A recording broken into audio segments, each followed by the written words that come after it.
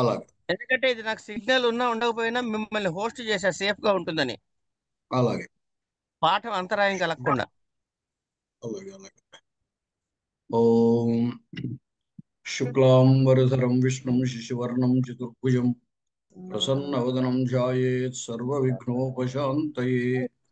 అగజానన పద్మార్కం గజాననమహర్నిశం అనేకదం తం భక్తానాం ఏకదంతముపాస్మహే. వాగీశాద్యాస్సు మనసः సర్వార్థానాముపక్రమే యన్నత్వా కృతకృత్యాశ్చుస్తన్నమామి గజాననం. శారదా శారదాంబోజవదనా వదనాంబుజే సర్వదా సర్వదాస్మాకం సన్నిధిः సన్నిధిం క్రియాత్. గురుర్బ్రహ్మా గురుర్విష్ణుः గురుర్దేవో మహేశ్వరः గురుः సాక్షాత్ పరం బ్రహ్మ తస్మై శ్రీ గురవే నమః.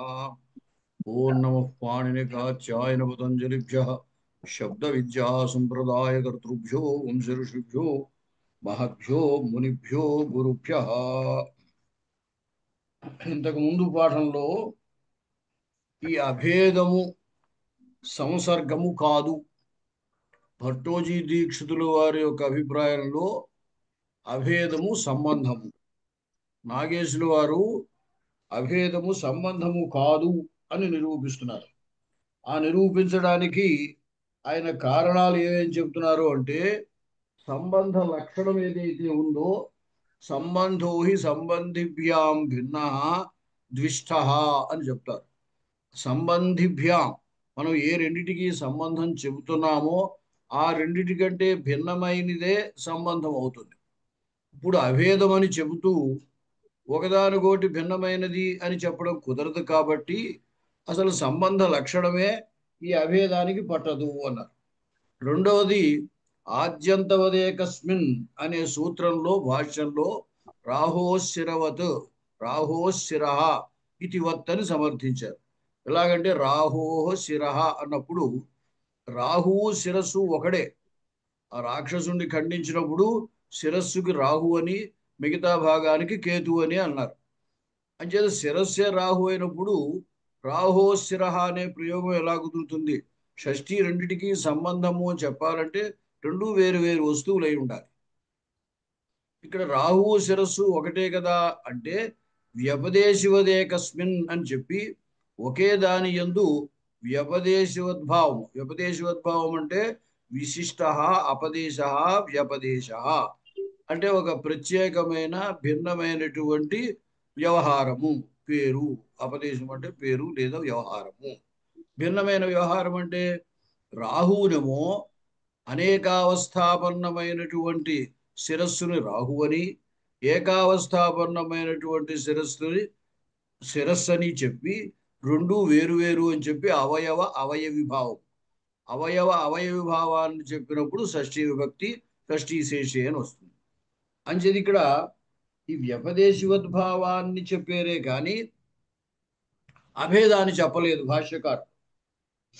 కాబట్టి అభేదము సంబంధం అయితే ఆ అభేద సంబంధం అనే అర్థంలో షష్ఠీ శేషే అని షష్ఠీ విభక్తి వచ్చేస్తుంది కాబట్టి ఇంక అసలు వ్యపదేశోద్భావాన్ని ఆశ్రయించి ఈ షష్ఠీని సమర్థించవలసిన అవసరం లేదు కదా. కాబట్టి సంబంధము కాదు, అభేదము సంబంధము కాదు అన్నారు. అలాగే నీలో ఘట అనేటువంటి చోట అభేదము సంబంధము అయినట్టయితే నీలాభిన్నం ఘట, నీలాభిన్న ఘట అని రెండిటికి అభేదం చెబుతున్నాం. అభేదం సంబంధం అయితే అక్కడ షష్ఠీ శేషే అని షష్ఠీ విభక్తి రావాలి కదా. కానీ నీలహ ఘట అని ప్రథమా విభక్తి చేస్తున్నాం. అభేదం సంబంధం అయితే అక్కడ కూడా షష్ఠీ విభక్తి రావాలి. పోనీ షష్ఠీ శేషే అనే సూత్రం చేత చెప్పబడేటువంటి సంబంధము భేదమూలక సంబంధం అయితేనే వస్తుంది. ఇది భేదమూలకం కాదు, అభేద మూలకము. అందువల్ల షష్ఠీ శేషే అనేది ఇక్కడ రాదు అని చెబుదామంటే షష్ఠీ శేషే సూత్రంలో శేష పదార్థానికి అర్థం ఏం చెప్పారు అంటే కారక ప్రాతిపదికార్థ వ్యతిరిక్త స్వస్వామి భావాది సంబంధ శేష అని చెప్పారు. అక్కడ అభేదమూలక భేదమూలక అనే మాట అక్కడ చెప్పలేదు.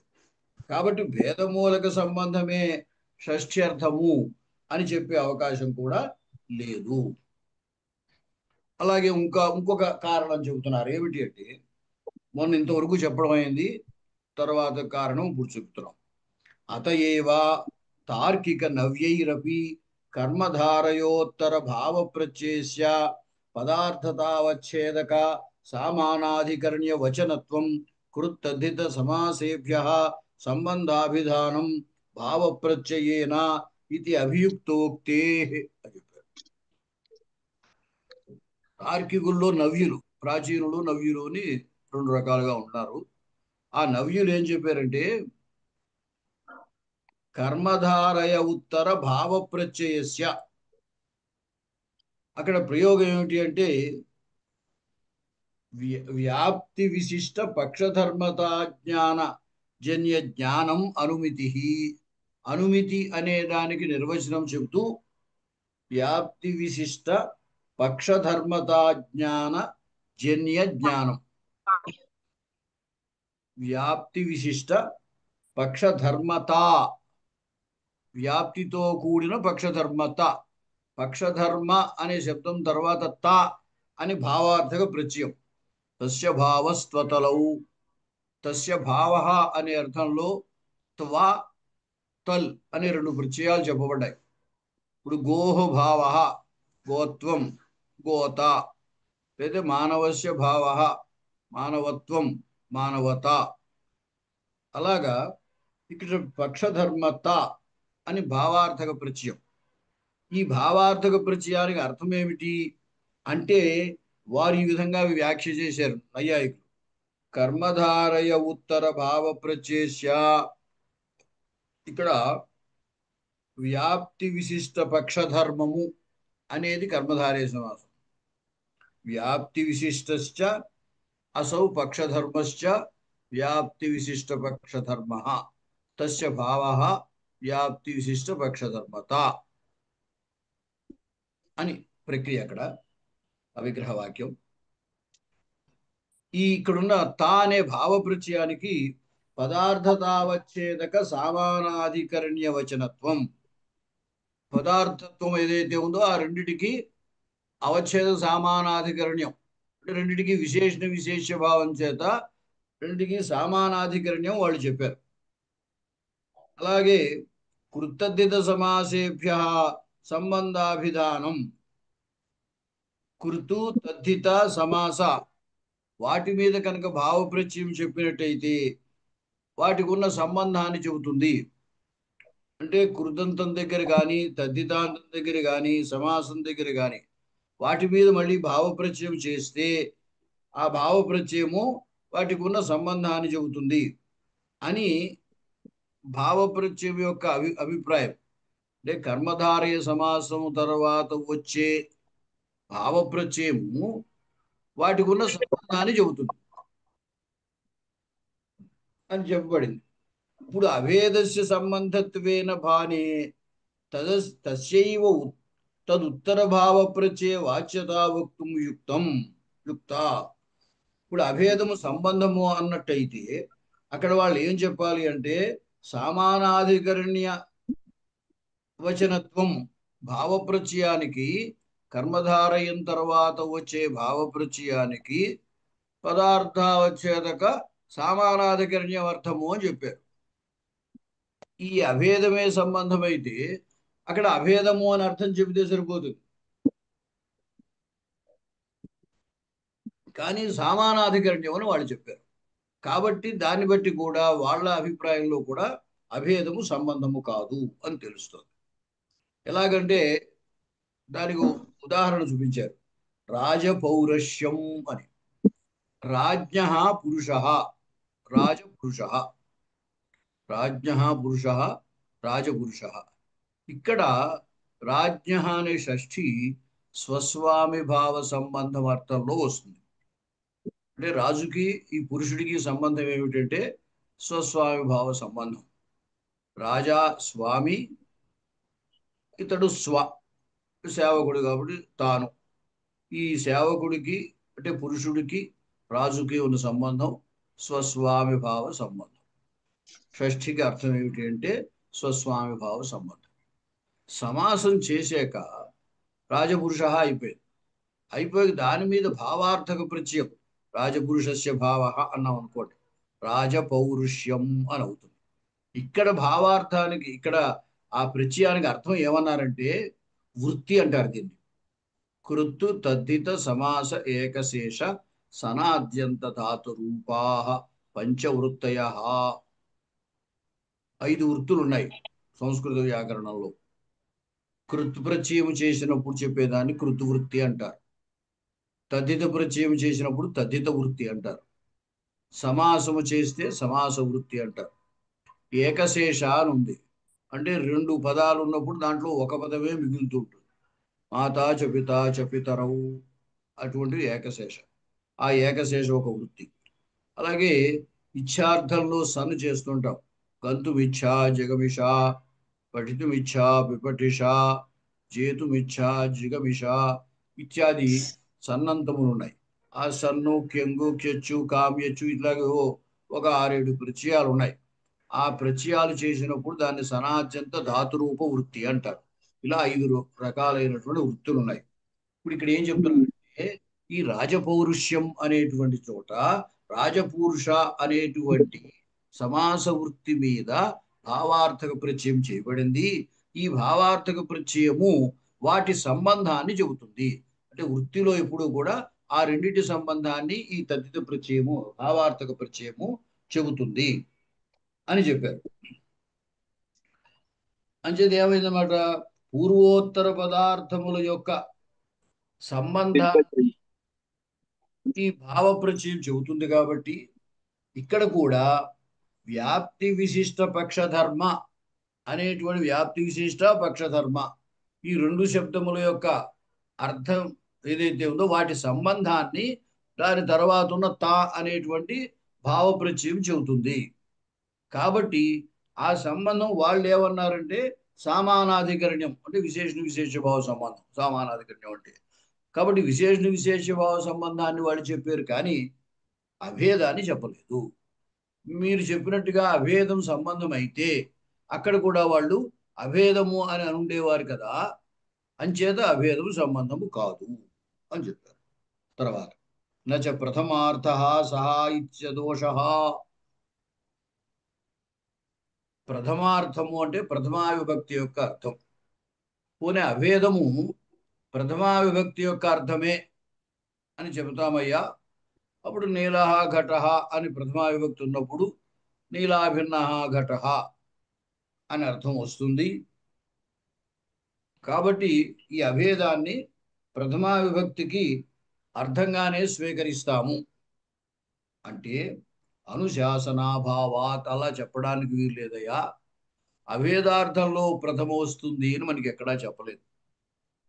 ప్రథమ చెప్పింది ఎక్కడా, ఏదో ప్రాతిపదికార్థ లింగ పరిమాణ వచన మాత్రే ప్రథమ అని చెప్పారే, కానీ అభేదంలో ప్రథమ వస్తుంది ఎక్కడా చెప్పలేదు. కాబట్టి అలా చెప్పడానికి అవకాశం లేదు అన్నాడు. అంతేకాకుండా నువ్వు అభేదము ప్రథమార్థము అని అన్నట్టయితే ఇబ్బంది కూడా ఉంది. ఇప్పుడు నీలహ ఘట అన్నప్పుడు నీలాభిన్న ఘట అని అర్థం వస్తుంది, బాగానే ఉంది. కానీ నీలం ఘటం పశ్య ఇత్యాదౌ తద్భాన అనాపత్తేశ్చ, నువ్వు ప్రథమా విభక్తి యొక్క అర్థము అభేదము అన్నట్టయితే ఇక్కడ నీలం ఘటం పశ్య అనే చోట ద్వితీయ విభక్తి ఉంది. మరి ఇక్కడ కూడా అభేదంగా అన్వయించాలి. నీలాభిన్నం ఘటం పశ్య అనే అర్థం ఇక్కడ కూడా. నువ్వు ప్రథమకే అభేదం అర్థం చెబితే ఇక్కడ ద్వితీయ విభక్తి ఉంది, అభేదార్థం ఎలా వస్తుంది? కాబట్టి ప్రథమ యొక్క అర్థము అభేదము అని చెప్పడానికి లేదు. ప్రథమ యొక్క అర్థము అభేదము అని చెబితే నీలహ ఘట అనే చోట నీలాభిన్న ఘట అనే అర్థం కుదిరినప్పటికీ నీలం ఘటం పశ్య అనే చోట ద్వితీయార్థం అభేదం అవడానికి వీల్లేదు. ప్రథమార్థం అభేదం అని చెప్పావు కదా, అంచేది ఇక్కడ అసలు నీలాభిన్నం ఘటం అనే అర్థమే రాదు. అంచేది అభేదము ఇక్కడ భాషించదు అని అర్థం. తద్భాన అనాపత్తి అంటే అభేదము భాషించదు. భాషించదు అంటే మనకి అర్థం కాదు, అభేదార్థం ఇక్కడ రాదు. నచ ఆకాంక్షాలభ్య సహా. పోనీ ఆకాంక్ష ద్వారా అంటే ఎలాగా? ఘటం పశ్య అంటే అర్థమైంది కదా. ఈ ఘటం అనేప్పుడు కీదృశం ఘటం పశ్య అని ఆకాంక్ష ద్వారా ఈ అభేదార్థము తెలియబడుతుందయ్యా అన్నాడు. అంటే దానికి సమాధానం చూడు. వాక్యే విశేషణ విశేష్య భావ అతిరిక్తస్య ఆకాంక్ష లభ్యత్వ అభావాత్ అని. ఎప్పుడు కూడా ఆకాంక్ష ద్వారా మనం దేన్ని గ్రహించగలము అంటే విశేషణ విశేష్య భావము ఉన్నప్పుడే ఆకాంక్ష స్వీకరించగలం. వాక్యే విశేషణ విశేష్య భావ అది మాత్రమే ఆకాంక్ష లభ్యం. విశేషణ విశేష్య భావ అతిరిక్తమైనటువంటిది ఆకాంక్ష ద్వారా లభించదు. వీర పురుష గచ్చతి అన్నాం అనుకోండి. గచ్చతి కహ గచ్చతి పురుష గచ్చతి. పురుష కీదృశ పురుష గచ్చతి వీర పురుష గచ్చతి. అంటే ఏమైంది? పురుష శబ్దానికి వీర విశేషణం. అంచేది విశేషణ విశేష భావము ఉన్న చోటే ఆకాంక్ష చేత అది లభిస్తుంది. అంతేగాని విశేషణ విశేష భావము లేని చోట ఆకాంక్ష ద్వారా నువ్వు అభేదాన్ని తీసుకుంటాము అంటే కుదరదు. ఆకాంక్ష వల్ల ఏది లభిస్తుంది అంటే విశేషణ విశేష భావము మాత్రమే లభిస్తుంది. అంచేత వాక్యంలో విశేషణ విశేష భావ అతిరిక్తమైనది అంటే ఈ అభేదం అనేది. ఇప్పుడు ఆయన పైన ఏమంటున్నాడు? ప్రథమా విభక్తికి అభేదం అర్థం అని చెప్పాడు మొదట. ప్రథమా విభక్తికి అభేదం అర్థం అంటే నీలంఘటం అనేటువంటి చోట ద్వితీయ విభక్తి ఉంది కదా, అక్కడ కూడా మనకి అభేదార్థం రావాలి. నువ్వు ప్రథమకే అభేదార్థము అంటే నీలంఘటం చోట ద్వితీయ విభక్తి ఉంది కాబట్టి ఆ అభేదార్థం తెలియబడదయ్యా అన్నాడు. పోనీ ప్రథమ చేత తెలియబడకపోయినా ఇక్కడ ఆకాంక్ష వల్ల అభేదం తెలుస్తుంది అని అంటున్నాడు. అంటే అప్పుడు ఏమన్నాడు? అయా ఆకాంక్ష వల్ల తెలియబడేది కేవలం విశేషణ విశేష భావము మాత్రమే, అభేదము ఆకాంక్ష వల్ల తెలియబడదు అని చెప్తాడు. రాజ్ఞ పురుష ఇత్యాదౌ ఆకాంక్షిత సంబంధస్య షష్ఠ్యా. రాజ్ఞ పురుష అనే చోట పురుష అన్నప్పుడు కస్య పురుష అని రాజ్ఞ. అలాగే రాజ్ఞ అంటే రాజు యొక్క ఎవడు అని. రాజ్ఞ కహ పురుష. ఇక్కడ కూడా ఈ ఆకాంక్ష వల్ల తెలుస్తుంది. అయితే ఇది దేని వల్ల తెలుస్తుంది? ఇక్కడ షష్ఠి వల్ల. షష్ఠి ఆ ఆకాంక్షితమైన సంబంధము. ఆకాంక్షిత సంబంధం ఏది ఇక్కడ అంటే స్వస్వామి భావ సంబంధం. స్వహ పురుష, స్వామి రాజా. కాబట్టి ఉభయులకి ఉన్న సంబంధాన్ని స్వస్వామి భావ సంబంధము అంటాం. లేదో సేవ్య సేవక భావము అని కూడా అనొచ్చు. ఇక్కడ సేవకుడు పురుషుడు, సేవ్యుడు రాజు, ఇద్దరికి ఉన్న సంబంధం స్వస్వామి భావ సంబంధి, సేవ్య సేవక భావ సంబంధం. ఈ సంబంధం మనకి షష్ఠీ చేత తెలియబడుతుంది. ఎందుకంటే షష్ఠీ శేషే సూత్రం అదే చెబుతోంది కదా, సంబంధార్థంలో షష్ఠి వస్తుందని. అలాగే రామం శ్రేయతి ఇత్యాదౌ క్రియాకారకయోహో సంబంధస్య ద్వితీయాదినా లాభాత్. అలాగే రామం శ్రేయతి అంటే రాముణ్ణి ఆశ్రయిస్తున్నవాడు, ఆశ్రయించుతున్నాడు అని. ఈ రెండిటి యొక్క సంబంధం ఎలాగా? ఏదో భక్త రామం శ్రేయతి అన్నాం అనుకోండి, భక్తుడు రాముణ్ణి ఆశ్రయిస్తున్నాడు. ఈ ఆశ్రయించడం అనే క్రియ భక్తుల్లో ఉంది. భక్తుడు కర్త. ఈ ఆశ్రయం అంటే ఏమిటి? ఏదో ప్రీతిపూర్వకో వ్యాపార అనో, ఏదో ప్రీతిపూర్వక సేవానుకూలో వ్యాపార అనో ఆశ్రయించడానికి మనం అర్థం చెప్పుకుంటే ఆ ప్రీతి రాముల్లో కలుగుతోంది. కాబట్టి తదాశ్రయుడు ఫలాశ్రయుడు, రాముడు కర్మకి ద్వితీయ వస్తుంది. ఈ సంబంధం ఎలా తెలియబడుతోంది? అక్కడ కర్మని ద్వితీయ తెలుస్తోంది. అంటే ఏమిటి? కర్మ అర్థంలో ఉన్నదానికి ద్వితీయ విభక్తి వస్తుంది. కాబట్టి క్రియాకారక భావం అంటారు. అంటే క్రియకు కారకానికి ఉన్న సంబంధం. క్రియకి కారకాలు రెండు, కర్త కారకమే, కర్మ కారకమే. క్రియకి కర్తకి సంబంధమేమో ఆశ్రయీభావం. ఎందుకంటే వ్యాపారాశ్రయ కర్త, క్రియ కర్తలో ఉంటుంది. అంచేది వ్యాపారాశ్రయత్వేన క్రియకి కర్తకి సంబంధం, ఫలాశ్రయత్వేన కర్మకి క్రియకి సంబంధం. కాబట్టి క్రియకి కారకము ఇక్కడ కర్తృకారకం, కర్మకారకం, ఇలా కారకాలన్నీ కారక శబ్దం చేత చెప్పబడతాయి. క్రియకి కారకానికి ఉన్న సంబంధము ఆ విభక్తి చెబుతుంది. క్రియాకారక భావ సంబంధము ఇక్కడ ఉన్నటువంటి రామం అనే ద్వితీయ విభక్తి చేత చెప్పబడుతుందయ్యా. అలాగే రాజ్ఞ పురుష అనేటువంటి చోట స్వస్వామి భావ సంబంధము షష్ఠీ చేత చెప్పబడుతోంది. ఏదో ఒకటి ఆకాంక్ష చేత విశేషణ విశేష భావము మాత్రమే తెలియబడుతుంది అంటే అప్పుడు ప్రశ్న వేసాడు అనమాట. నువ్వు ఆకాంక్ష చేత విశేషణ విశేష భావమే తెలియబడుతుంది, అభేదం తెలియబడదు అన్నావు కదా. రాజ్య పురుష అనే చోట పురుష కస్య పురుష అని ఆకాంక్ష చేత అక్కడ స్వస్వామి భావ సంబంధం తెలియబడుతోంది కదా అని ప్రశ్నించాడు. అంటే అక్కడ స్వస్వామి భావ సంబంధము దేని వల్ల తెలియబడుతోంది? షష్ఠీ చేత తెలియబడుతోంది. అలాగే ఇక్కడ రామము శ్రేయతి అనే చోట క్రియాకారక భావ సంబంధము ద్వితీయ విభక్తి చేత తెలియబడుతుంది. అంచేత ఆకాంక్ష చేత తెలియబట్టం లేదు అక్కడ. అంచేత ఆకాంక్ష చేత, వాక్యంలో ఆకాంక్ష చేత కేవలము విశేషణ విశేష భావం మాత్రమే తెలియబడుతుంది, అభేదము తెలియబడదు అని అంటాడు.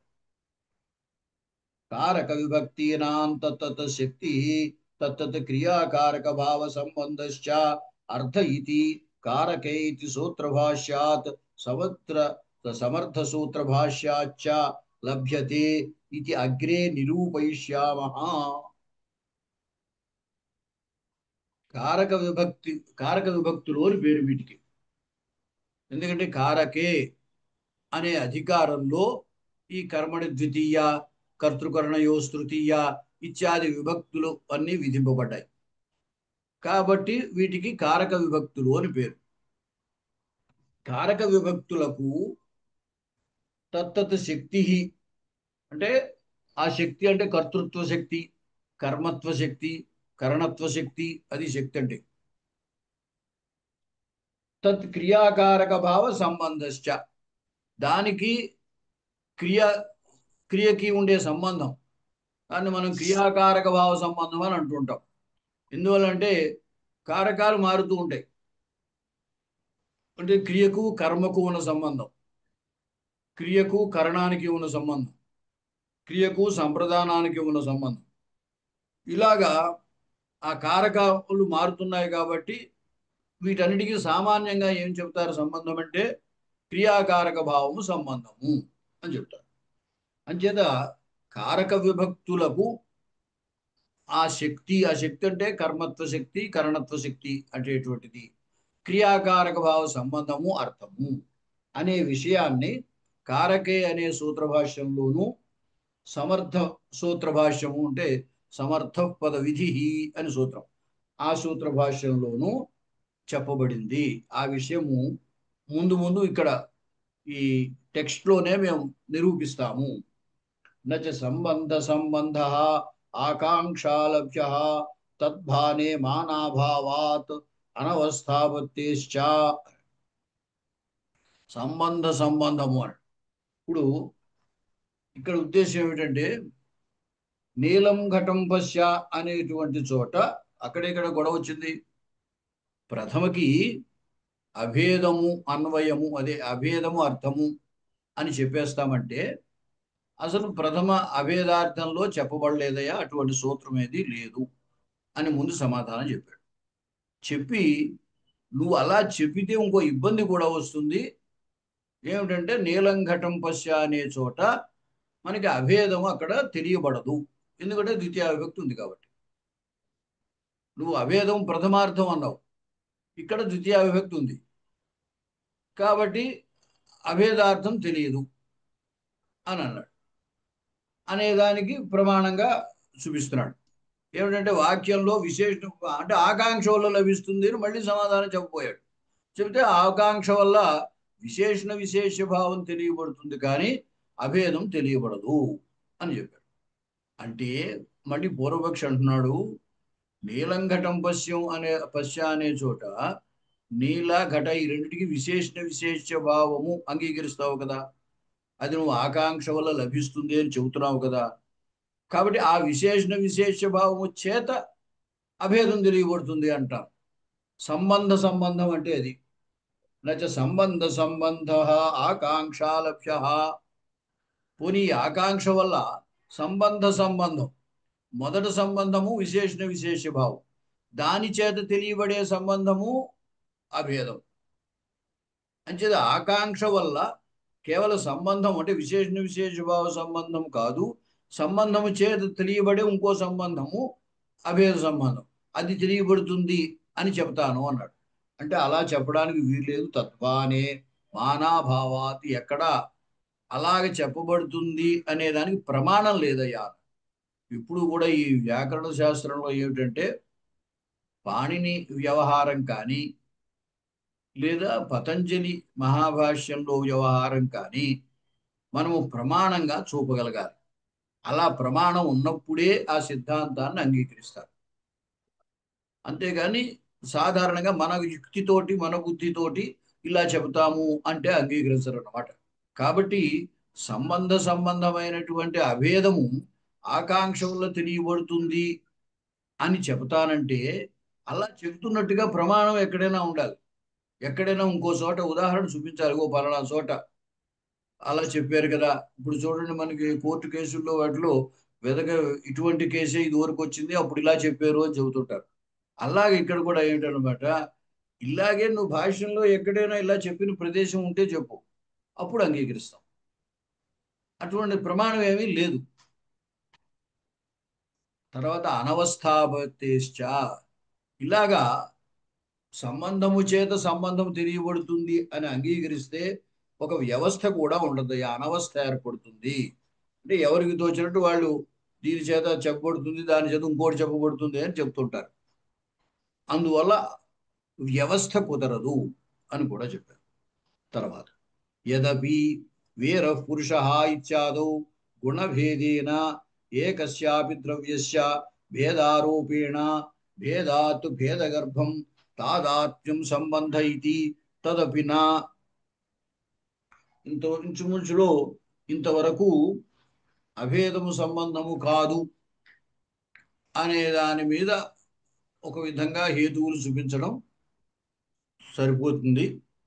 ఇంకా దీన్ని చర్చని ఇంకాస్త ముందుకు తీసుకెళ్తున్నాడు. అంటే మనము పరీక్ష దృష్టిలో కనుక చూసినట్టయితే ఇంతవరకు చెప్పినటువంటి ఉపపత్తుల్ని మనం 1, 2, 3 అని ఆ విధంగా చెబుతూ అభేదము సంబంధము కాదు అనడానికి ఈ విధమైన 6 ఉపపత్తులు చెప్పాడు అని చెప్పొచ్చు అన్నమాట. తర్వాత మరొక పక్షములో ఇక్కడ చర్చ చేస్తున్నారు.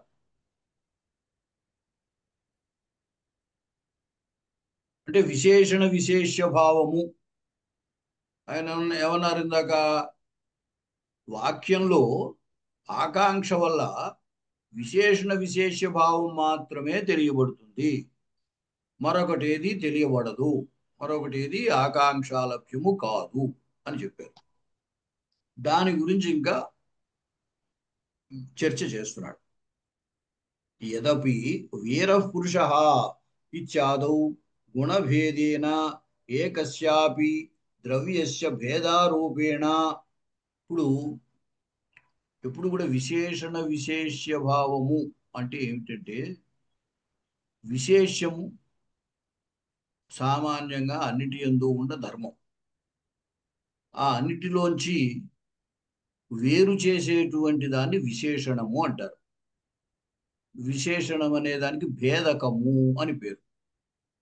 నీలోత్పలం అన్నాం అనుకోండి, ఉత్పలం అంటే అన్ని కలువలు, రకరకాల కలువలు ఉండొచ్చు, రకరకాల రంగుల్లో ఉన్న కలువలు ఉండొచ్చు. వాటన్నిటిలో ఉన్న సామాన్య ధర్మం ఆ ఉత్పలత్వం అనే ధర్మం అన్నిట్లోనూ ఉంది, అన్ని కలువలే. ఎప్పుడైతే నీల అని శబ్దం పెట్టామో అది ఏమవుతుంది? కలువ ఆ నల్ల కలువలనే చెబుతుంది. నీల అని ఎప్పుడైతే చెప్పామో అది నల్ల కలువల్ని చెబుతుంది. అంటే ఏమవుతుంది? మిగతా కలువల నుండి ఈ నల్ల కలువని వేరు చేస్తుంది. అంచేతే విశేషణానికి భేదకము అని పేరు.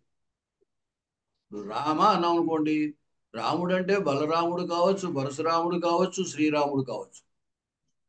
ఎలాగ తెలుస్తుంది? అక్కడ ఏదో దశరథ రామ అన్నాం అనుకోండి, ఈ దశరథ అనే విశేషణం ఏమైపోయింది? మిగతా రాముల నుండి ఈ రాముని వేరు చేసి చెప్తారు. అంటే విశేషణం ఎప్పుడూ కూడా భేదకము అని అంటారు. ఆ భేదము గుణభేదం. ఎలాగంటే వీరహ పురుష, తెలుగులో వీరుడైన పురుషుడు. పురుష అంటే పురుషత్వము సామాన్య ధర్మం, వీరత్వము విశేష ధర్మం. అంటే వీరత్వము పురుషత్వము ఒకే చోట ఉన్నాయి. ఇక్కడ ఒకే వ్యక్తిని వీరహ పురుష అంటున్నాం. పురుషత్వము సామాన్య ధర్మం, చాలా మంది పురుషుల్లో పురుషత్వము అనేది ఉన్నది. వీరత్వము ఎవరో ఒకళ్ళలో ఉన్నట్టుగా మనం చెబుతున్నాం. కాబట్టి ఈ వీరత్వం అనే దాన్ని ఏమంటారు? ఇది భేదకం. వీర పురుష ఇచ్చాదు గుణభేదేన. గుణభేదం అంటే వీర శబ్దములో వీరత్వము గుణం, పురుష శబ్దములో పురుషత్వము గుణం. గుణభేదేన ఏకస్యాపి ద్రవ్యస్య భేదారూపేణ. ఒకే ద్రవ్యం ఉన్నది అక్కడ, వ్యక్తి ఒకడే ఉన్నాడు, వీర పురుష చెబుతున్నాం. విశేషణ విశేష భావము అది ఎప్పుడు చెప్పాలంటే ఒకే ద్రవ్యమునందు భేదత్వాన్ని ఆరోపిస్తున్నాం. ఎందుకంటే మామూలుగా అయితే వీరత్వం వేరు, పురుషత్వం వేరు కదా. వీరత్వము పురుషత్వము రెండు ధర్మాలు, రెండు వేరు వేరు ధర్మాలు. ఈ రెండు ధర్మాలు ఒకరి యందు ఆరోపిస్తున్నాం మనం. గుణభేదేన ఏకస్యైవ ద్రవ్యస్య భేదారూపేణ. భేదాత్, భేదాన్ని ఆరోపించడం చేత ఈ రెండు వేరువేరు అవుతున్నాయి. కాబట్టి భేదగర్భం తాదాత్మ్యం సంబంధ ఇది. ఇక్కడ అభేదమే. ఈ అభేదము భేదగర్భమైనటువంటి తాదాత్మ్యము అనేటువంటి ఒక ధర్మాన్ని చెబుతుంది. ఈ తాదాత్మ్యము అనే సంబంధము ఒక విలక్షణమైన సంబంధం. అంటే అదే వీరత్వము పురుషత్వము ఒకరి యందే చెబుతున్నాం. అప్పుడు తదాత్మ అవుతుంది కదా. సయేవ ఆత్మ యస్య తదాత్మ తస్య భావ తాదాత్మ్యం. అంటే అదే తాను. వీరుడెవడో పురుషుడు కూడా వాడే ఇక్కడ. కానీ మనం వీరత్వము పురుషత్వము రెండు ధర్మాలు తీసుకుంటాం. ఈ రెండు ధర్మాలకి ఒకే వ్యక్తి యందు చూపిస్తున్నాం.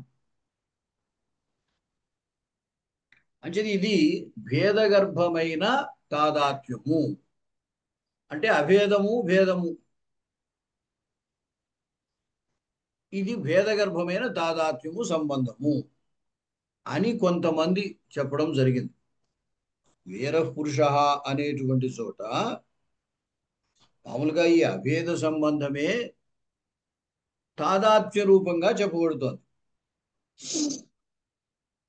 ఈ తాదాత్మ్యం అనేటువంటి దాని యందు ఉండేటువంటి ఒక విలక్షణమైన అసాధారణమైన ధర్మం.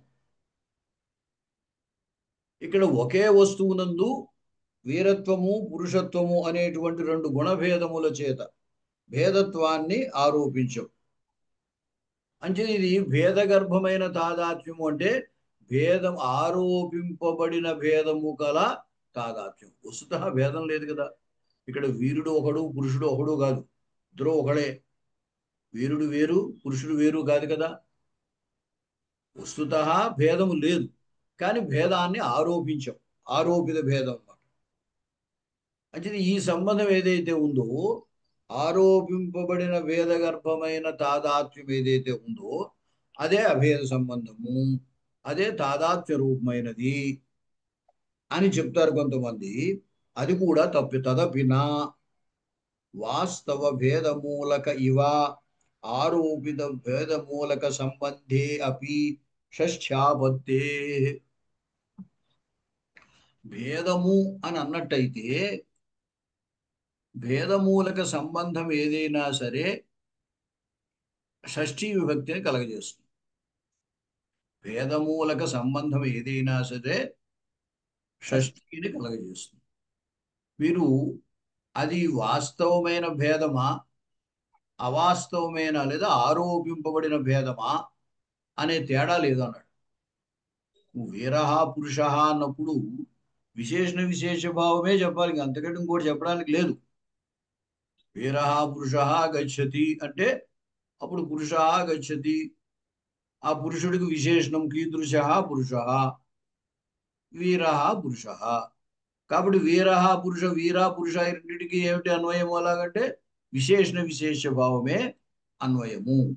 అంతేగాని ఇక్కడ ఇది అభేదము, ఈ అభేదము తాదాత్మ్య రూపమైంది, దీంట్లో భేదగర్భమైన అభేదము అంటే ఆరోపింపబడిన భేదము కలిగింది అని చెబితే అసలు నువ్వు భేదము అని అంటే చాలు ఏమొస్తుంది, షష్ఠి వస్తుంది అన్నాడు. వాస్తవ భేదమూలకే ఇవ ఆరోపిత భేదమూలక సంబంధే అపి షష్ఠ్యాపత్తే. సంబంధము ఎప్పుడు కూడా షష్ఠి. సంబంధము అంటే మనం ఇంతకుముందు చెప్పుకున్నాం, సంబంధో హి సంబంధిభ్యాం భిన్న ద్విష్ట. సంబంధానికి లక్షణం అది. సంబంధిభ్యాం భిన్న, రెండిటికంటే భిన్నమైనదే సంబంధం. అంటే వీరుడు కాకూడదు, పురుషుడు కాకూడదు. సంబంధం ఏమిటంటే రెండిటికి సంబంధము. ఇప్పుడు అంటే రాజపురుషుడులాగా రాజు కాదు, పురుషుడు కాదు. సంబంధం ఏమిటి ఇక్కడ? స్వస్వామి భావం. ఈ స్వస్వామి భావం అనే సంబంధము రెండింటికి ఉన్న సంబంధమే తప్ప ఆ సంబంధము రాజు అని కానీ అదే సంబంధాన్ని పురుషుడు అని కానీ చెప్పడానికి లేదు. కాబట్టి రెండింటికంటే భిన్నమైనది అయి ఉండాలి సంబంధము అని అంటే. నువ్వు ఎప్పుడైతే భేదము అని అన్నావో అక్కడ సంబంధార్థంలో షష్ఠీ విభక్తి వచ్చేస్తుంది. నువ్వు అభేదాని సంబంధము అంటే షష్ఠి రావాల్సి వస్తుంది. అంచేత వాస్తవ భేద మూలకే ఇవ ఆరోపిత భేద మూలక సంబంధే అపి షష్ఠ్యాపత్తే. తత్ర విభక్తివాచ్యస్యాపి సంబంధస్య సంసర్గతయైవ భానం. అలాగే విభక్తివాచ్యము సంబంధము విభక్తివాచ్యము అంటే అది సంసర్గతయైవ అంటే ఆకాంక్ష ద్వారానే అది ప్రకాశిస్తుంది, తెలియబడుతుంది. ఆకాంక్ష అంటే ఇప్పుడు ప్రతి చోట కూడా రాజ్ఞ పురుష ఇత్యాదుల్లో ఎలా అయితే కశ్య పురుష, రాజ్ఞ పురుష, రాజ్ఞ కః, రాజ్ఞ పురుష అని ఆకాంక్ష ద్వారా ఇద్దరికి ఉన్న సంబంధం, స్వస్వామి భావాది సంబంధం ఎలా అయితే షష్ఠి చేత తెలియబడుతుందో అదే విధంగా ఇక్కడ సంబంధము అని అన్నట్టయితే రాజ్ఞ పురుష ఇత్యాదుల్లో ఎలా అయితే ఆ సంబంధము ఆకాంక్ష ద్వారా తెలియబడుతోందో ఇటువంటి చోట కూడా నీలహ ఘట ఇత్యాదులలో కూడా నీలం ఘటం పశ్య ఇత్యాదుల్లో కూడా ఆకాంక్ష ద్వారానే ఆ సంబంధం తెలియబడుతుంది.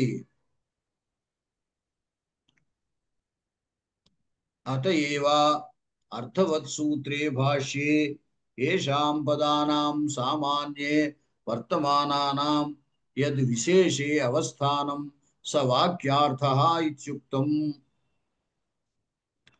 విశేష్యే ఇత్యస్య విశేషణ విశేష్య భావరూప పదార్థ సంసర్గ రూప ఇత్యర్థః. సంబంధాంతరస్య సమర్థ సూత్రే భాష్యే షష్ఠ్యాదివాచ్యత ఉక్తే.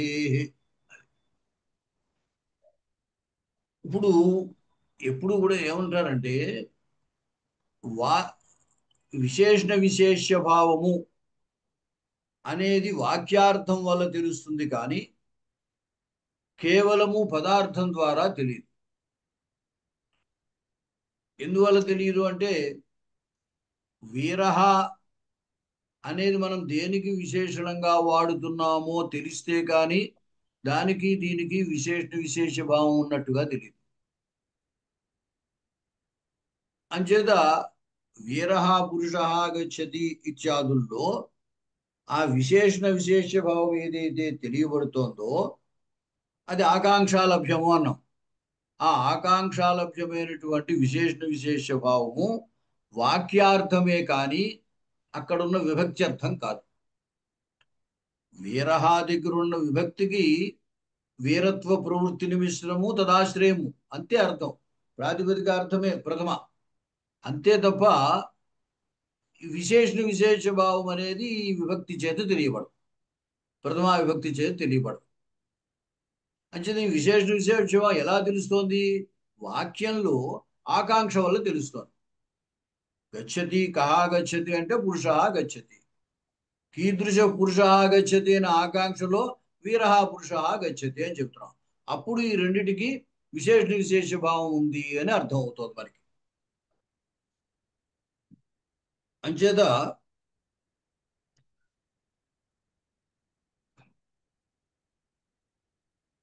నువ్వు ఎప్పుడైతే అభేదమే విభక్తికి, ప్రథమా విభక్తికి అభేదమే అర్థం అని చెప్పేస్తావో, రాజ్య పురుష దగ్గర అక్కడ ఎలా తెలుస్తోంది? స్వస్వామిభావ సంబంధము విభక్తి చేత తెలియబడుతోంది. అలాగే ఇప్పుడు అభేదము ఇక్కడ సంబంధము అన్నావంటే ఆ అభేదము కూడా విభక్తి చేత తెలియబడాల్సి వస్తుంది. తత్ర విభక్తివాచ్యస్యాపి సంబంధస్య సంసర్గతయైవ బాణం. విభక్తివాచ్యమైన సంబంధము కూడా సంసర్గతయ అంటే సంసర్గ మర్యాద అంటే ఆకాంక్ష ద్వారా తెలియబడుతుంది. అంటే ఆ రెండు సంబంధము పురుష అన్నప్పుడు ఆకాంక్ష ద్వారానే రాజ్య అని ఆకాంక్ష పరిసమాప్తి అవుతుంది. పురుషుడు అనగానే ఎవరు, ఎటువంటి వాడు, ఎవరికి సంబంధించిన వాడు అనేటువంటి ఆకాంక్ష కలుగుతుంది. రాజ్య అనగానే ఆ ఆకాంక్ష తీరిపోతుంది. కాబట్టి షష్ఠీ విభక్తి చేత తెలియబడే స్వస్వామి భావ సంబంధం ఏదైతే ఉందో అది కూడా ఆకాంక్ష ద్వారానే తెలుస్తోంది. విభక్తివాచ్యమైన సంబంధం అంటే షష్ఠీ, ఇక్కడ రాజ్య దగ్గర షష్ఠీ విభక్తి, దాని చేత తెలియబడే సంబంధము స్వస్వామి భావ సంబంధం. అది కూడా సంసర్గతయ అంటే ఆకాంక్షా విధానేనా అని చెప్పారు. ఆకాంక్షా విధానంలోనే అది కూడా తెలియబడుతుంది.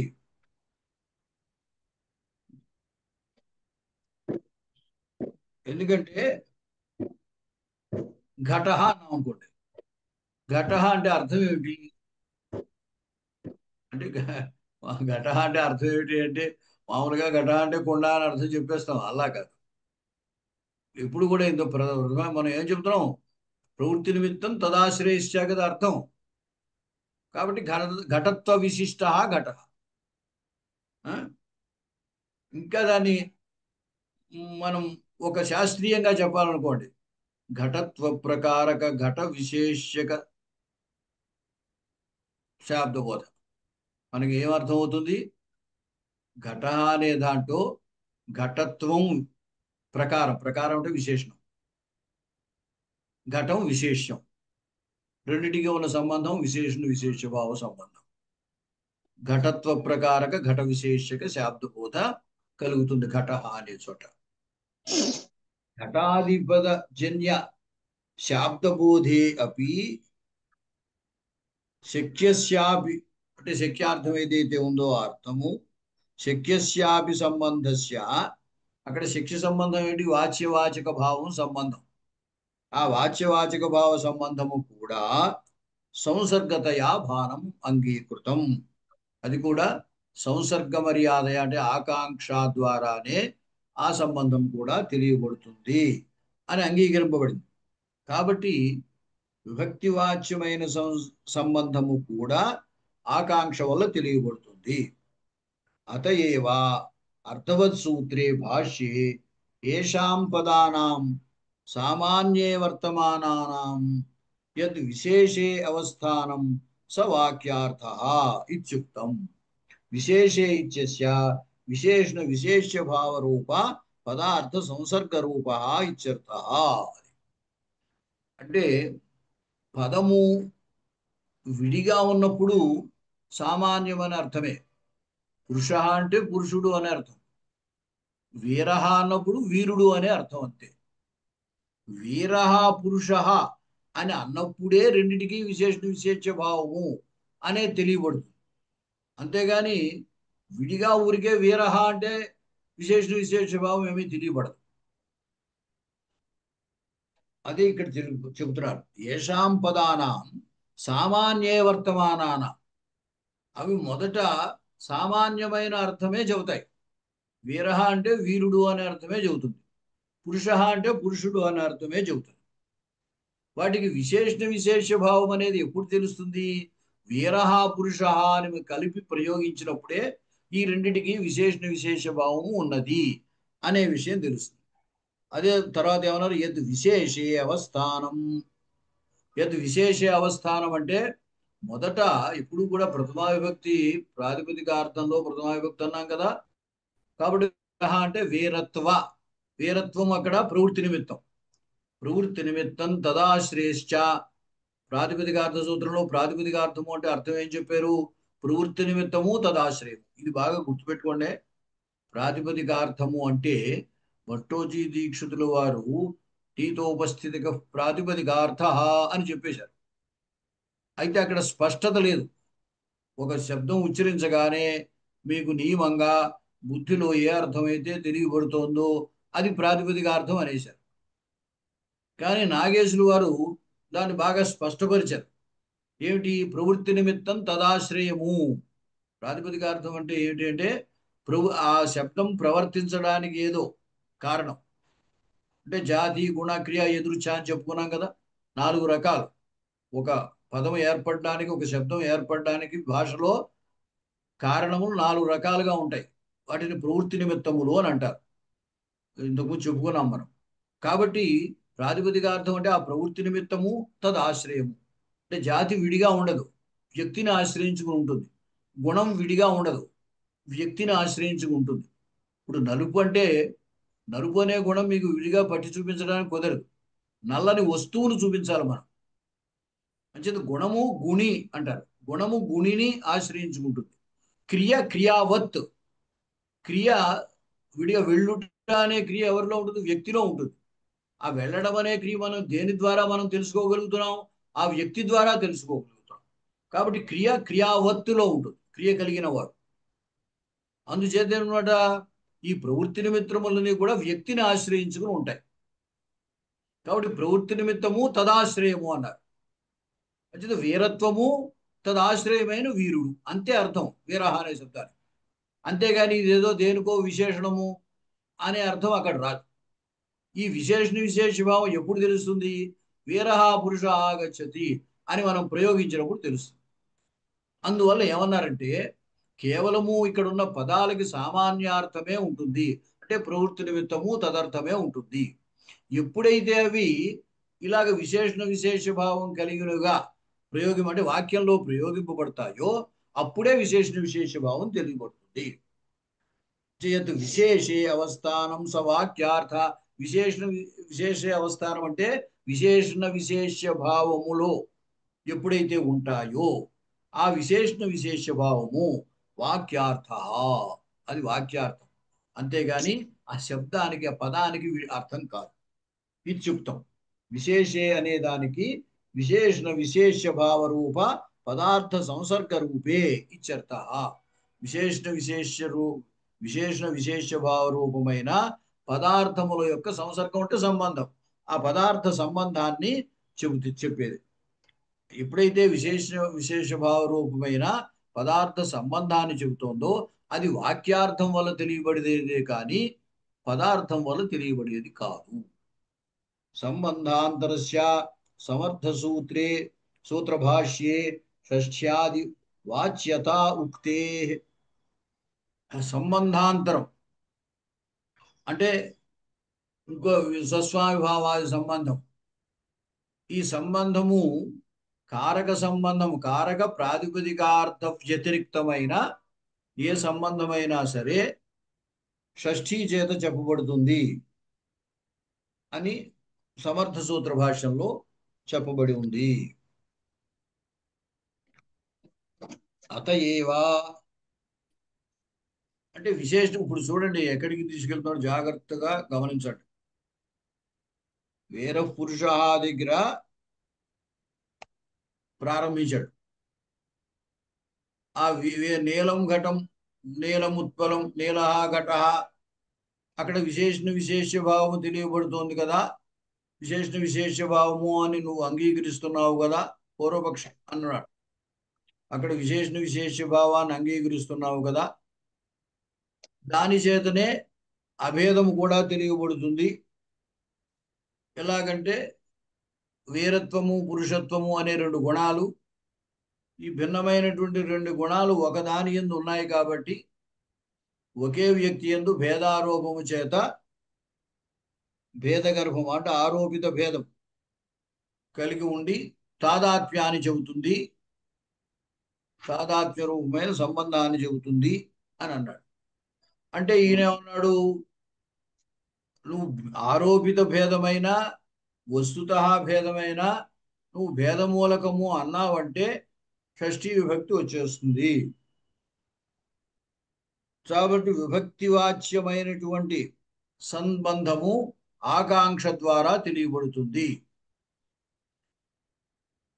అది వాక్యార్థమే కానీ శబ్దాన్ని కాకుండా విభక్తికి అర్థం కాదు. నువ్వు ప్రథమలో చెప్తే రెండు విశేషణ విశేషములు అంటే ఆ విశేషణ విశేష భావము వాక్యార్థం, అది ఆకాంక్ష చేత తెలియబడుతుంది. వాక్యే విశేషణ విశేష భావము ఆకాంక్ష లభ్యము అని చెప్పాడు.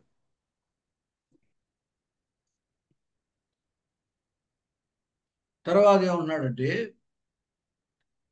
అంటే విశేషణ విశేష భావం అనేది వాక్యార్థమే కానీ అక్కడున్నటువంటి విభక్త్యర్థము కాదు. అంటే వీర పురుష అనే చోట వీర అనే దానికి ప్రవృత్తి నిమిత్తము తదాశ్రయమే అర్థం అంతే. అలాగే పురుష అనానికి పురుషత్వం అనే ప్రవృత్తి నిమిత్తము తదాశ్రయమైన వ్యక్తి అంతే అర్థం. విశేషణ విశేష భావం అక్కడ ప్రథమకు అర్థం కాదు. ఈ విశేషణ విశేష భావం మొత్తం వాక్యానికి అర్థం. ఆ వాక్యార్థము ఆకాంక్ష వల్ల తెలుస్తుంది. విశేషణ విశేష భావం అనేది వాక్యంలో ప్రయోగించినప్పుడు ఓహో ఇది దీనికి విశేషణము, ఇది దీనికి విశేషము అనే సంగతి వాక్యార్థం వల్ల తెలుస్తుంది. అది ఆకాంక్ష లభ్యం అన్నాడు.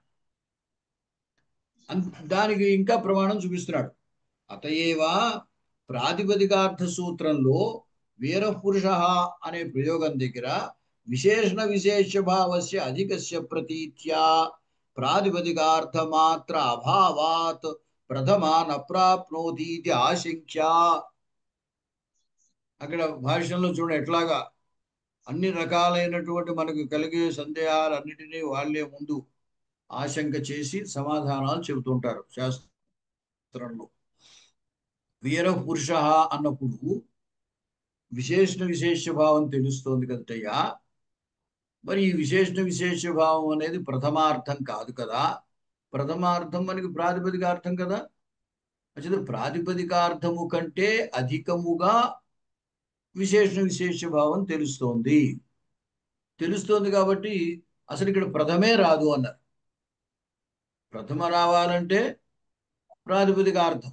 ప్రాతిపదికార్థం అంటే ప్రవృత్తి నిమిత్తము తదాశ్రయము. ఆ అర్థంలోనే ప్రథమ వస్తుంది కదా. ఇక్కడ అదనంగా విశేషణ విశేష భావం తెలుస్తోంది కదా, కాబట్టి ఇక్కడ ప్రథమ రాదు అని ముందు ఆశంక చేసి ప్రశ్నించాడు. ప్రశ్నించి దానికి సమాధానం ఏం చెప్పారు? యదత్ర ఆధిక్యం స వాక్యార్థ. అది అయ్యా ఇక్కడ ప్రథమ వచ్చింది. ఏ అర్థంలో వచ్చింది? ప్రవృత్తి నిమిత్తము తదాశ్రయం. ఆ అర్థంలోనే అంటే ప్రాతిపదిక అర్థంలోనే ప్రథమ వచ్చింది. మీరు ఇక్కడ అధికంగా ఏ విశేషణ విశేష భావం తెలియబడుతోందన్నారో అది ప్రథమార్థం కాదు, వాక్యార్థం. అంటే విశేషణ విశేష భావం అనేది వాక్యార్థంలో తెలుస్తుందే తప్ప ప్రథమ తెలియబడదు. అంటే వీరహ అన్నంత మాత్రం చేత ఇది విశేషణము అనే సంగతి తెలియబడదు. కేవలం వీరత్వ విశిష్టం అంతే.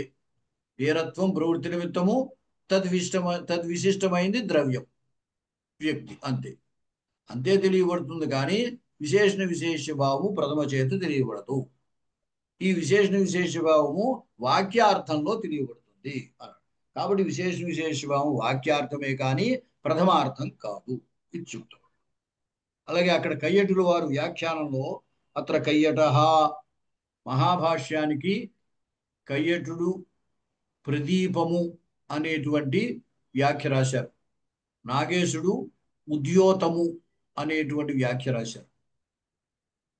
అంచేత మనకి అక్కడక్కడ భాష్యాన్ని చెప్పినప్పుడు దానికి కయ్యటుడు ఏం వ్యాఖ్యానం చేశారో దానికి నాగేశుడు ఎట్లా చెబుతుంది. ఈ గ్రంథం కూడా నాగేశుడు రచించిందే కాబట్టి ఇంకా వేరే ప్రత్యేకించి అక్కడ నాగేశ అనరు.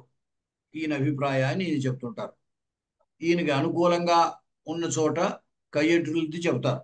ఎక్కడైనా ఇద్దరికి కూడా మళ్ళీ అక్కడక్కడ చిన్న చిన్న అభిప్రాయ భేదాలు ఉన్న చోట కయ్యటులు వారిలా అన్నారు కానీ ఇక్కడ ఈ అభిప్రాయం, నా అభిప్రాయం ఇది అని వేరే చెప్తుంటారు. ఈయన అత్ర కయ్యట వీర ప్రాతిపదికాత్ వీర కః ఇత్యేవం ఆకాంక్షయా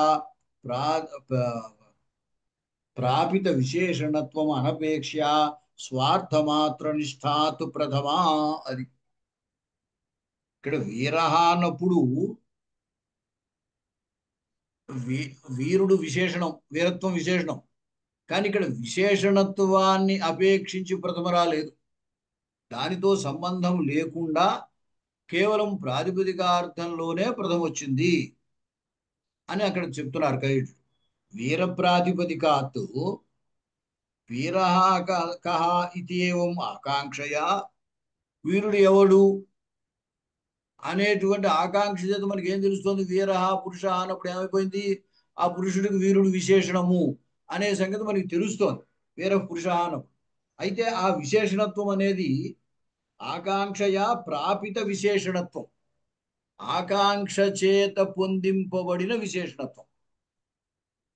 మీరు వీర పురుష అన్నప్పుడే ఆ విశేష భావం ఉంటుంది. కేవలం వీర అన్నప్పుడు అటువంటి విశేషము అనే భావం ఉండదు. అంచేత ఆకాంక్ష చేత పొందింపబడిన ఈ విశేషణత్వము, ఆ విశేషణత్వాన్ని అపేక్షించి ప్రథమ రాలేదు. ఆ విశేషణత్వంతో దీనికి ఏమీ సంబంధం లేదు. కేవలము ప్రవృత్తి నిమిత్తం, స్వార్థమాత్ర నిష్ఠా. స్వార్థం అంటే ఇక్కడ ప్రాతిపదికార్థం. ప్రాతిపదికార్థం ఏమిటి? ప్రవృత్తి నిమిత్తము తదాశ్రయము, వీరత్వము తదాశ్రయమైన వ్యక్తి, అంతే. ఆర్థంలోనే ప్రథమ వచ్చింది కానీ అవతలున్న పదంతో ఆకాంక్ష చేత లభించిన విశేషణత్వం అనే అర్థంలో ఇక్కడ ప్రథమ రాలేదు అని చెప్తారు. పశ్చాత్తు ఆకాంక్షావశాత్ విశేషణ విశేష భావ అవగతిరిది. ఈ విశేషణ విశేష భావము తర్వాత తెలియబడింది. ప్రథమ వచ్చాక దాని పక్కన పురుష అనే పదం ఉండబట్టి ఆకాంక్ష వల్ల వీర కహ పురుష లేదా పురుష కీదృశ వీర అలా ఆకాంక్ష చేత రెండిటి మధ్య విశేష భావం సంబంధం ఉన్నది అనేది మనకి తెలుస్తోంది. అది పశ్చాత్ అవగతి. రెండింటి మీద ప్రథమ వచ్చేసాక తర్వాత తెలిసిన విషయం. అంతేగాని ప్రథమ రావడానికి ఈ విశేషంతో సంబంధం ఏమీ లేదు. ఇక్కడ ప్రథమ కేవలము ప్రవృత్తి నిమిత్తము తదాశ్రయము అనే అర్థంలో, స్వార్థం అంటే ప్రాతిపదికార్థం, ఆర్థంలోనే వస్తుంది. షష్ఠీ శేషేతి సూత్రే భాష్యా విస్ఫుటమేతు. ఈ విషయము షష్ఠీ శేషే అనే భాష్యంలో, ఆ సూత్ర భాష్యంలో కూడా స్పష్టంగా చెప్పబడింది అన్న.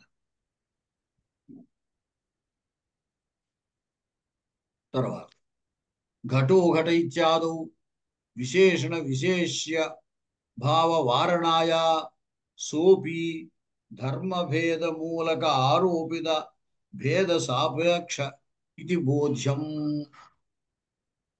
ఇప్పుడు ఘటో ఘట అన్నారు. అంటే ఘటో ఘట అంటే ఘట అనే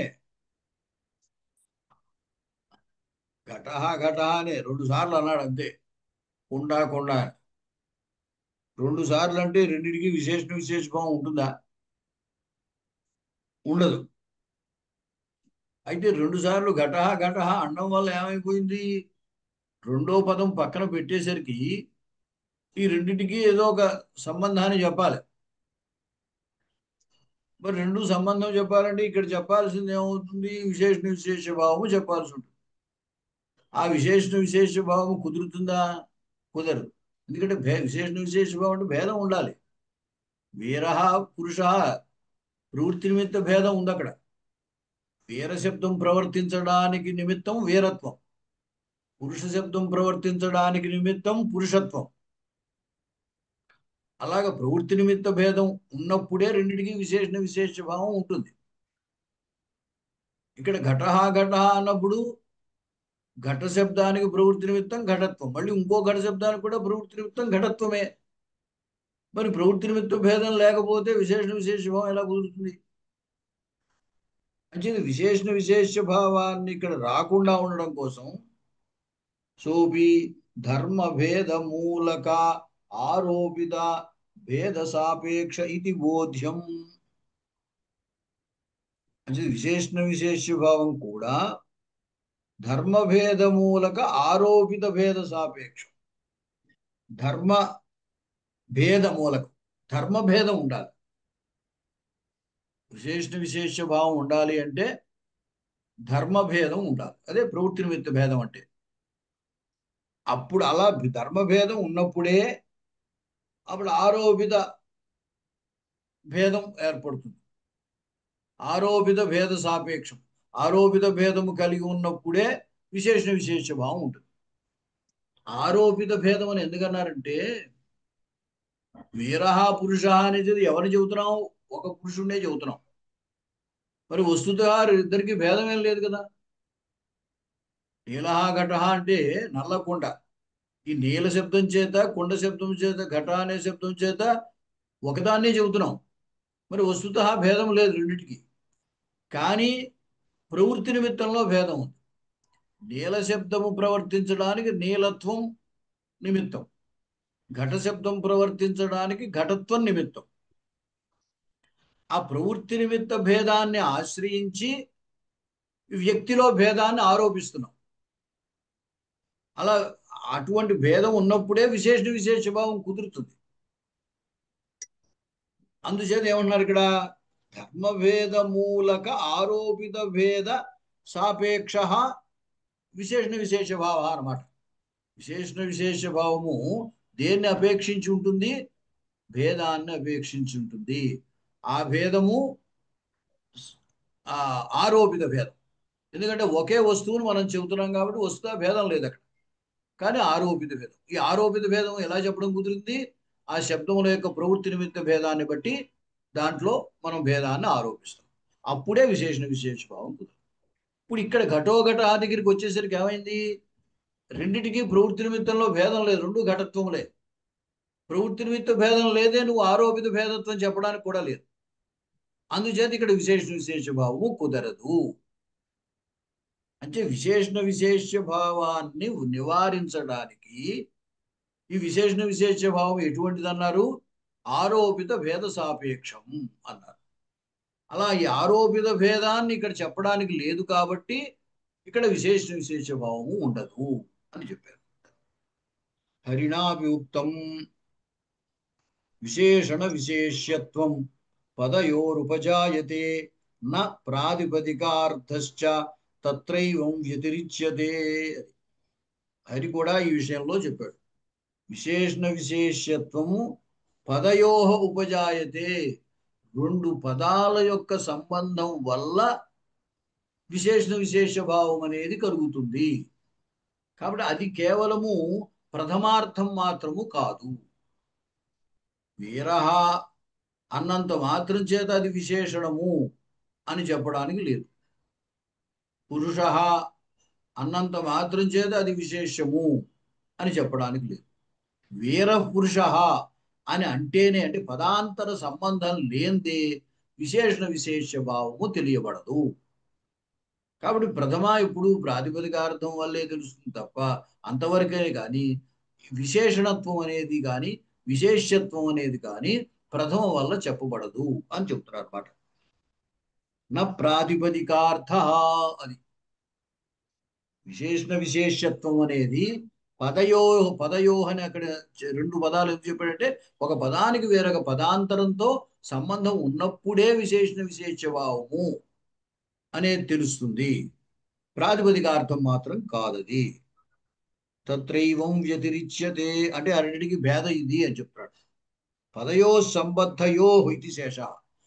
అంటే సంబద్ధయో పదయో విశేషణ విశేషత్వం ఉపజాయతే. వేర పురుష ఇత్యాదౌ పరస్పర సంబంధేన గుణ ప్రధాన భావ ఆపన్నార్థకత్వేన వాక్యార్థభూత విశేషణ విశేష్య భావ యుక్త అర్థకత్వాత్తు పదయోర్పి తత్వం. అది ఈ రెండిటి యొక్క పరస్పర సంబంధం చేత వీరః పురుషః అలాగే నీలః ఘటః ఇత్యాదుల్లో పరస్పర సంబంధం చేత గుణప్రధాన భావ ఆపన్నార్థకత్వేన గుణము ప్రధానము. ఇక్కడ పురుష ప్రధానం, వీర గుణం అప్రధానం. అంటే గుణ ప్రధానం, గుణము ప్రధానము ఈ రెండిటికి ఉన్న సంబంధం అదే విశేషణ విశేష భావం. అంతే కదా, విశేష్యమే కదా ప్రధానం, దానికి విశేషణం అప్రధానం. అంటే గుణప్రధాన భావ ఆపన్నార్థకత్వేన అలాంటి గుణప్రధాన భావము పొందడం ద్వారా మనకి విశేషణ విశేష భావం తెలుస్తుంది. వాక్యార్థభూత విశేషణ విశేష భావయుక్త అర్థకత్వాత్. ఎప్పుడైతే రెండు పదాలు మనం చెప్పామో అప్పుడు ఆ రెండింటి మధ్య విశేషణ విశేష భావము ఉంది అని తెలుస్తుంది. ఎప్పుడైతే విశేషణ విశేష భావ సంబంధం ఉంది అని తెలిసిందో అప్పుడు వీరః విశేషణము, పురుష విశేష్యము అని దాని ఎందుకు మనం చెబుతున్నాం. విశేషణ విశేష భావయుక్త అర్థకత్వాతు పదయోరిపి తత్వం అంటే అది ఆ పదాలకి మనం విశేషణము విశేషము అని వ్యవహరిస్తున్నాం. ఆ వ్యవహారం ఎలా కలిగింది?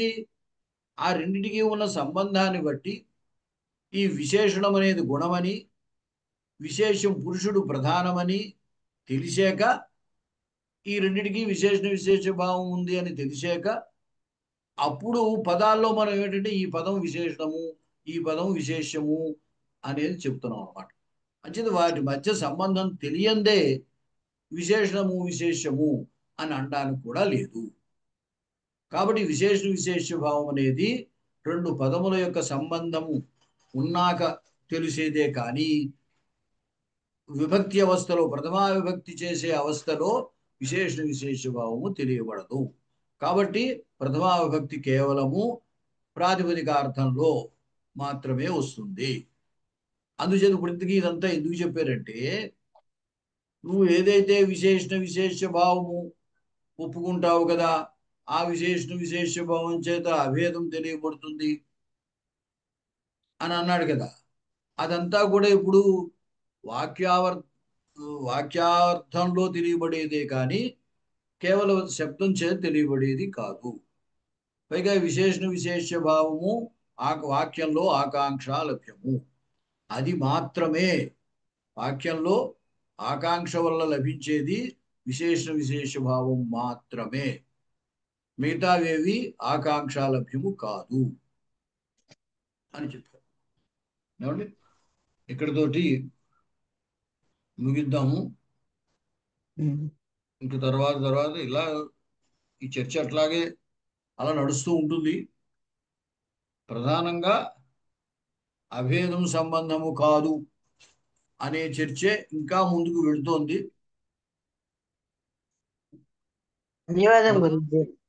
ఈ ప్రధానమైన హేతువులు మాత్రం 6వ 7 ఆయన చెప్పారు వరుసకు. అవి మాత్రం మనం ముఖ్యంగా గుర్తుపెట్టుకోవాలి. ఏమండి, అలాగే అంటే ఇప్పుడు ఇక్కడ ఈ ఈ విషయం దేనికి సంబంధించిన విషయం అంటే విశేషణ విశేష భావ విచారం. ఇదంతా కూడా ఈ పైన ఇప్పుడు ఇవాళ చదివేటువంటి యద్యపి వీర పురుష ఇత్యాదౌ అని ఉంది. అక్కడ నుండి ఏమిటి అంటే చర్చ విశేషణ విశేష భావము ఎలా తెలియబడుతుంది, అది పదార్థమా వాక్యార్థమా అంటే అది వాక్యార్థమే కానీ పదార్థము కాదు, అంటే పదం యొక్క అర్థం వల్ల తెలియబడేది కాదు. వాక్యార్థంలో విశేషణ ఆకాంక్షా బలం చేత విశేషణ విశేష భావము తెలుస్తుంది అనే విషయాన్ని ప్రతిపాదన చేస్తున్నారు అన్నమాట. అవునండి, సరే, అలాగే. శుభం. మళ్ళీ కలుద్దాం రేపు. ధన్యవాదాలు మహోదయ. ధన్యవాదాలు మహోదయ. ధన్యవాదాలు. మహోదయ. నమస్కారం. ధన్యవాదం మహోదయ.